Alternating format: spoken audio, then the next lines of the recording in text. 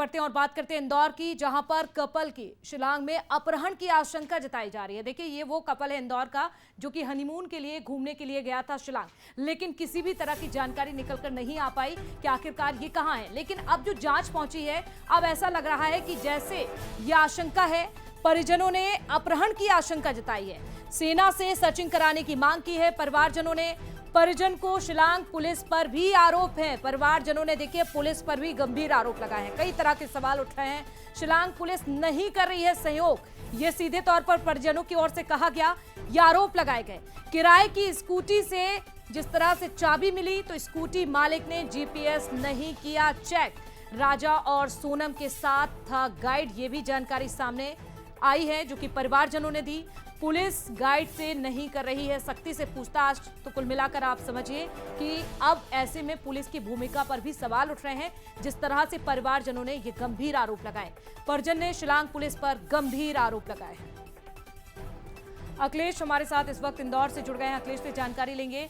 अखिलेश, देखिए जिस तरह से ये दोनों घूमने के लिए गए थे हनीमून पर, लेकिन कुछ भी पता नहीं चल पाया कि आखिरकार ये कहां है, फिलहाल कैसी स्थिति में है। लेकिन अब परिवारजन जो है आशंका जता रहे हैं कि जैसे किडनैप हुआ हो। क्या जानकारी, क्या आपकी बातचीत हुई है, क्या कुछ कहा परिवारजनों की ओर से?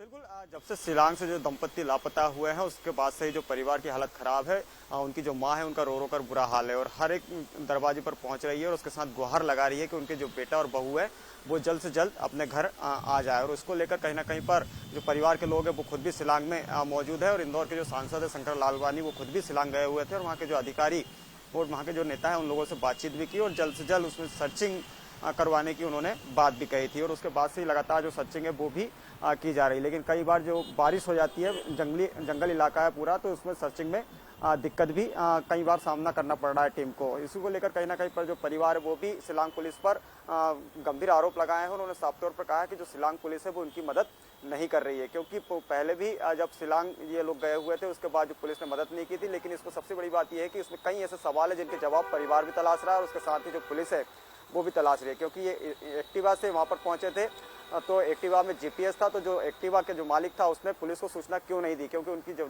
एक्टिवा है वो वापस नहीं आई थी और उसमें जीपीएस की भी जानकारी पुलिस को नहीं दी थी। साथ ही जो गाइड साथ में गया हुआ था, तो जब इनका अपहरण हुआ या फिर जब ये लापता हुए तो इनका जो गाइड था वो उस वक्त कहाँ था, तो ये भी कहीं ना कहीं पर एक सवाल है जो वो अपने पीछे छोड़ गए हैं। क्योंकि एक्टिवा में चाबी लगी हुई थी और हेलमेट वहां पर नहीं थे, क्योंकि दोनों हेलमेट लगाकर गए हुए थे। तो कहा जा सकता है इस प्रकार से परिवार ने पहले भी आशंका जताई थी और अब भी आशंका जता रहे हैं। उनका साफ तौर पर कहना है कि जो राजा है और सोना में उनका अपहरण हुआ है, ऐसी आशंका परिवार ने जताई है। साथ ही उन्होंने मांग की है कि सेना से सर्चिंग करवाई जाए ताकि उनके बेटा बहू को जल्द से जल्द ढूंढ लिया जाए। क्योंकि पुलिस सहयोग नहीं कर रही है तो सेना को उस जंगल में उतारा जाए, क्योंकि खाइयां हैं और साथ ही बांग्लादेश से सटा हुआ वो पूरा एरिया भी है और साथ ही माओवादियों का भी वहां पर आना जाना है या फिर कहें कि मूवमेंट है।